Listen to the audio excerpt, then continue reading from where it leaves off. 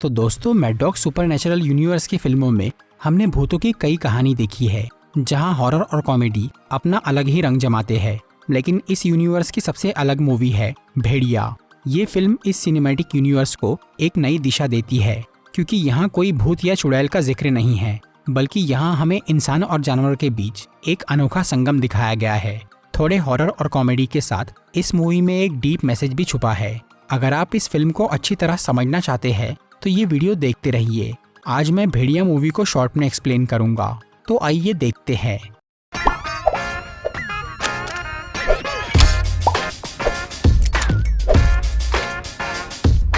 इस फिल्म में हमें अरुणाचल प्रदेश के जंगल की कहानी दिखाई गई है। वहाँ पर एक खास भेड़िया रहता था, जिसे उस जंगल के लोग यापुम या फिर विषाणु कहते हैं। ये भेड़िया जंगल और जंगली जानवरों की रक्षा करता है। मूवी की शुरुआत में हमें जंगल के बीच में एक गुफा दिखाई जाती है, जहाँ एक शिकारी, उसकी बेटी और एक आदिवासी मौजूद था। वहाँ पर शिकारी अपनी बेटी को एक कहानी सुना रहा था। तभी अचानक उसे बाहर कुछ आवाज सुनाई देती है, इसीलिए वो बंदूक लेकर उस आवाज का पीछा करता है। तब वहाँ एक भेड़िया आकर उसे मार डालता है। फिर वो भेड़िया उस गुफा में घुसकर वो बच्ची पे भी हमला कर देता है। इसके बाद हमें कई साल बाद का समय दिखाया जाता है और अब सरकार उस जंगल को बाकी शहरों से जोड़ने के लिए वहाँ रास्ता बनाने का फैसला करती है, जिसका टेंडर मिलता है भास्कर नाम के एक कॉन्ट्रैक्टर को। भास्कर को उसका बॉस बोलता है कि नॉर्थ ईस्ट के जंगल में जमीन हासिल करना बहुत मुश्किल है, लेकिन फिर भी भास्कर इसके लिए राजी हो जाता है, क्योंकि उस काम में बहुत फायदा था। और इस टेंडर को पाने के लिए भास्कर ने अपना घर गिरवी रख दिया था।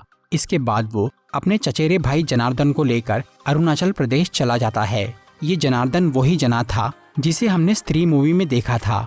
उस फिल्म में जना पे वो चुड़ैल ने हमला किया था, जिसकी वजह से उसे आज भी दौरे पड़ते हैं। इसलिए उसकी माँ उसे चंदेरी से दूर भास्कर के पास दिल्ली भेज देती है। फिर भास्कर और जना अरुणाचल प्रदेश जाकर जोमिन नाम के एक आदमी से मिलते हैं। जोमिन वहीं का रहने वाला और भास्कर का पुराना दोस्त था। इसके बाद ये लोग जीरो नाम के एक गांव में पहुंचते हैं, जहां पे रास्ता बनने वाला था। ये लोग वहां के नेता, सब इंस्पेक्टर और इंजीनियर से मीटिंग करते हैं, जहां भास्कर उन्हें प्रोजेक्ट समझाता है। लेकिन वो लोग जंगल को काटकर रास्ता बनाने की बजाय जंगल की बाउंड्रीज पर रास्ता बनाना चाहते थे। भास्कर उन्हें बोलता है कि अगर ये रास्ता जंगल के बीच से बना तो बहुत सारे पैसे बच जाएंगे, जिसका फायदा उन सबको होगा। इसीलिए वो सब राजी हो जाते हैं और जंगल को काटने का काम शुरू होता है। लेकिन इस सब से वहाँ के आम लोग खुश नहीं थे, क्योंकि वो पिछले 20 पीढ़ी से वहाँ रह रहे थे और वो उस जंगल को अपना घर मानते थे। वो जंगल उनकी जिंदगी का अहम हिस्सा था और वहीं से उन्हें रोजी रोटी मिलती थी।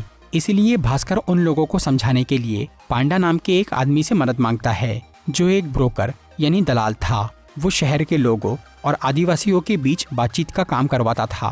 पांडा भास्कर को बताता है कि यहाँ आज तक कोई रोड इसीलिए नहीं बन पाया क्योंकि जंगल में एक विचित्र भेड़िया रहता है, जो कि जंगल की हिफाजत करता है और वहाँ के लोग उसे बहुत मानते हैं। लेकिन भास्कर और उसके दोस्त इन सब बातों पर ध्यान नहीं देते।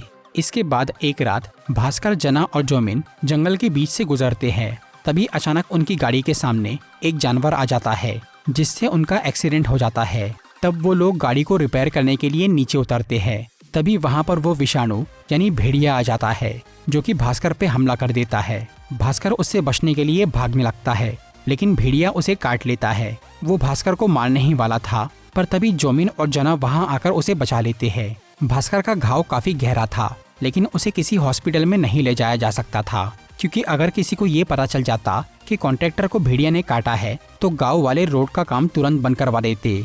इसीलिए जोमिन उसे अपनी दोस्त अनीका के पास ले जाता है, जो कि जानवरों की डॉक्टर थी। अनीका भास्कर को पेन किलर देती है और उसके घाव पर बैंडेज कर देती है। अगली सुबह जब भास्कर नींद से जागता है तो वो देखता है कि उसका पूरा शरीर बदल चुका है। उसकी बॉडी मस्कुलर बन गई थी, उसके दांत काफी नुकीले हो गए थे और उसका घाव पूरी तरह भर चुका था। इसके साथ ही भास्कर के सभी सेंसेस काफी तेज हो गए थे। वो बहुत दूर का भी आसानी से देख, सुन और सूंघ सकता था। उसकी भूख भी काफी बढ़ गई थी। दूसरी तरफ पांडा भास्कर की आदिवासियों के साथ मीटिंग फिक्स करवाता है, लेकिन वो लोग रोड बनाने के लिए अपनी जमीन नहीं दे रहे थे, इसलिए उनका काम रुक जाता है। तभी पांडा भास्कर को प्रकाश के बारे में बताता है, जो वहाँ का यूथ लीडर था। फिर ये लोग प्रकाश के साथ मिलकर वहाँ के जवान लोगों को बड़े बड़े सपने दिखाते हैं और उन्हें महंगे मोबाइल फोन्स बांटते हैं। ताकि वो सब अपने घर वालों से जमीन के पेपर्स पर साइन करवा ले। इसी दौरान भास्कर की तबीयत बिगड़ जाती है और उसके पेट में बहुत दर्द होता है। इसलिए पांडा उसे एक ओझा के पास लेकर जाता है जो कि 120 साल का था और वो पूरे एशिया का सबसे बड़ा ओझा था। वहां जाकर भास्कर को पता चलता है कि वो एक भेड़िया बन चुका है, क्योंकि विषाणु जिसे भी काटता था वो भी एक भेड़िया बन जाता था। लेकिन भास्कर ये बात सबसे छुपा कर रखता है, क्योंकि इससे उसका काम रुक सकता था और उसके पैसे डूब सकते थे। इधर प्रकाश गांव वालों से जमीन के पेपर्स पर साइन करवा लेता है और भास्कर को बोलता है कि वो अगले दिन उसे वो पेपर्स दे देगा। लेकिन ये सब बातें भास्कर के अंदर का जानवर सुन लेता है। फिर वो उसी रात भेड़िया बन के प्रकाश पर हमला कर देता है और उन प्रॉपर्टी पेपर्स को बर्बाद कर देता है। अगली सुबह भास्कर को खून की उल्टी होती है और उसकी तबीयत भी खराब हो जाती है। इसलिए जना और जोमिन को लगता है कि भास्कर को रेबीज नाम की बीमारी हो गई है, जो कि कुत्तों के काटने से होती है। कंफर्म करने के लिए वो लोग भास्कर का यूरिन टेस्ट करवाते हैं। दूसरी तरफ प्रकाश, जो कि अभी अधमरी हालत में हॉस्पिटल में पड़ा था, उसके घाव बहुत तेजी से भरने लगते हैं, जिसे देखकर वहाँ का डॉक्टर समझ जाता है कि ये आदमी विषाणु से इन्फेक्टेड है और वो पुलिस को ये सब बता देता है। इसीलिए पुलिस वाले प्रकाश के होश में आने से पहले ही उसे जला देते हैं, ताकि विषाणु का इन्फेक्शन दूसरे लोगों तक ना फैले। प्रकाश के मरने के बाद भास्कर अब प्रॉपर्टी पेपर्स पे साइन लाने का काम नेरी नाम के एक इंजीनियर को देता है, क्योंकि गांव वाले नेरी की बात मानते थे। इधर भास्कर की यूरिन टेस्ट की रिपोर्ट आ जाती है, जहां उसकी यूरिन में इंसानी बाल, नाखून और हड्डी के टुकड़े मिलते हैं। ये देखकर जना और जोमिन बहुत हैरान हो जाते हैं और इस बारे में डॉक्टर अनिका से बात करते हैं। तभी वहाँ पांडा आता है और उन्हें विषाणु की कहानी सुनाता है, जिससे जना और जोमिन को पता चलता है कि पूर्णिमा की रात को वो इंसान भेड़िया बन जाता है जिसे विषाणु ने काटा था, और उस दिन पूर्णिमा की ही रात थी। ये सुनकर जना और जोमिन भास्कर के पास जाते हैं। वहाँ उन्हें एक भेड़िया मिलता है जिसने भास्कर की अंडरवियर पहनी थी। इससे उन्हें यकीन हो जाता है कि भास्कर ही भेड़िया है। अगली सुबह जब भास्कर घर लौटता है तो उसके चेहरे पर खून लगा हुआ था, पर उसे ये याद नहीं था कि उसने भेड़िया बनकर किसी को मारा है। तभी पुलिस को इंजीनियर नेरी के घर से उसकी लाश मिलती है और सीसीटीवी से उन्हें पता चलता है कि उसका खून एक भेड़िया ने किया है जिसने अंडरवियर पहनी थी। इससे सब समझ जाते हैं कि ये आम भेड़िया नहीं बल्कि विषाणु है। जना और जोमिन वो अंडरवियर को देखकर समझ जाते हैं कि वो खून भास्कर ने किया है। फिर पुलिस वो अंडरवियर को ढूंढने लगती है। इसलिए जना अपने भाई को बचाने के लिए उस अंडरवियर को जला देता है, लेकिन पांडा उसे ये काम करते हुए देख लेता है और समझ जाता है कि भास्कर ही भेड़िया है। वो गांव वालों को ये सब बताने जा रहा था, लेकिन भास्कर उसे डरा के चुप करा देता है और उसे वो ओझा को ढूंढने बोलता है। इसी दौरान पूर्णिमा की रात आ जाती है। इसलिए जना और जोमिन भास्कर को एक गोडाउन में बंद कर देते हैं ताकि वो भेड़िया बनकर किसी को मारे ना। पर एक पुलिस वाला उन्हें ये सब करते हुए देख लेता है और वो समझ जाता है कि भास्कर ही विषाणु है। इसीलिए वो उन तीनों को उस गोडाउन में कैद करके उनकी पोल खोलने की कोशिश करता है। तभी वहाँ वो विषाणु आकर उस पुलिस वाले को मार देता है और भास्कर को आजाद कर देता है। इधर पांडा वो ओझा का पता लगा लेता है। फिर ये लोग उसके पास जाते हैं, जहाँ वो ओझा उन्हें बताता है कि सदियों से जंगल और इंसानों के बीच एक अनोखा समझौता रहा है, जिसमें वो दोनों एक दूसरे को नुकसान नहीं पहुँचाएंगे। भेड़िया इस समझौते को मानता है और जंगल से बाहर नहीं आता, लेकिन जब इंसान इस समझौते को तोड़ता है और जंगल को बर्बाद करने की कोशिश करता है, तब विषाणु उसे काट लेता है। ओझा उन्हें बोलता है कि इंसान चाहे जितना भी मॉडर्न हो जाए, उसके दिमाग के एक हिस्से में आज भी जंगल बसता है और विषाणु उस हिस्से को जगा देता है, जिसके बाद इंसान अपना सब कुछ भूलकर भेड़िया बन जाता है। अब जंगल उसका घर बन जाता है और जंगल को काटने वाला उसका दुश्मन। विषाणु जंगल का मुखिया है और वो दूसरों को काटकर अपना सैनिक बनाता है ताकि जरूरत पड़ने पर उनका इस्तेमाल किया जा सके। ओझा उन्हें बताता है कि अमावस की रात को विषाणु उसी जगह पर जाता है जहां उसने अपने शिकार को काटा था, और अगर वो उस इंसान को दोबारा वहीं पे काट ले जहां उसने पहली बार काटा था, तो इससे वो इंसान ठीक हो जाता है। इसके बाद ये लोग भास्कर को दोबारा कटवाने का प्लान बनाते हैं और अनिका की मदद से एक कवच तैयार करते हैं ताकि विषाणु सिर्फ उसी जगह पर काट सके जहां उसने पहली बार काटा था। उधर पूरे गांव में भेड़िया की खबर फैल जाती है और पुलिस वाले हर जगह उसे ढूंढने लगते हैं। वो भेड़िया को पकड़ने के लिए आसाम से शिकारियों की फौज बुलाते हैं। दूसरी तरफ भास्कर के दोस्त उसे विषाणु से कटवाने के लिए जंगल ले जाते हैं। वहाँ पर वो भेड़िया आता है, पर उसे ढूंढते हुए पुलिस और शिकारियों की फौज भी वहाँ पहुँच जाती है और भास्कर को काटने से पहले ही वो लोग भेड़िया को गोली मार देते हैं। जिससे वो वहाँ से भाग जाता है। इसके बाद पुलिस उसे मारने के लिए उसका पीछा करती है। भास्कर भी विषाणु के पीछे जाता है, क्योंकि अगर वो मर गया तो भास्कर कभी ठीक नहीं हो पाएगा। भेड़िया का पीछा करते हुए भास्कर उस गुफा में पहुंचता है जहां कई साल पहले वो शिकारी था, जिसे हमने मूवी की स्टार्टिंग में देखा था। गुफा के अंदर भास्कर को अनीका जख्मी हालत में दिखती है।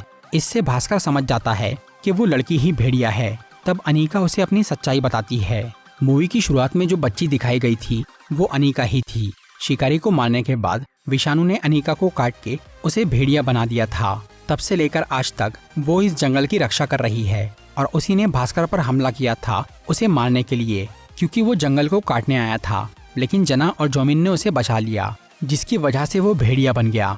अनीका एक जगह पर ज्यादा समय तक नहीं रह सकती थी, इससे लोग उस पर शक करेंगे और इस जंगल में वो 100 साल से रह रही थी। इसीलिए अब वो इसे भास्कर के हवाले छोड़कर दूसरे किसी जंगल में जाना चाहती थी, क्योंकि उसे लग रहा था कि भास्कर अब बदल रहा है और वो जंगल की अहमियत समझ रहा है। इसीलिए अनीका ने मौका मिलने पर भी उसे दोबारा नहीं मारा। तभी वहाँ पुलिस आती है और अनीका को उसके भेड़िया वाले रूप में बेहोश करके पकड़ लेती है। इसके बाद भास्कर अनीका को बचाने के लिए खुद भेड़िया बनने की कोशिश करता है, लेकिन वो ऐसा नहीं कर पा रहा था, क्योंकि वो सिर्फ पूर्णिमा की ही रात को भेड़िया बनता था और वो भी अपनी इच्छा के बिना। फिर वो कुछ देर के लिए अपने दिमाग के उस हिस्से पर फोकस करता है जहाँ जंगल बसता है। इससे वो अपनी मर्जी से भेड़िया बन पाता है। उधर पुलिस वाले अनीका को पिंजरे में कैद करके उसे जलाने की तैयारी कर रहे थे।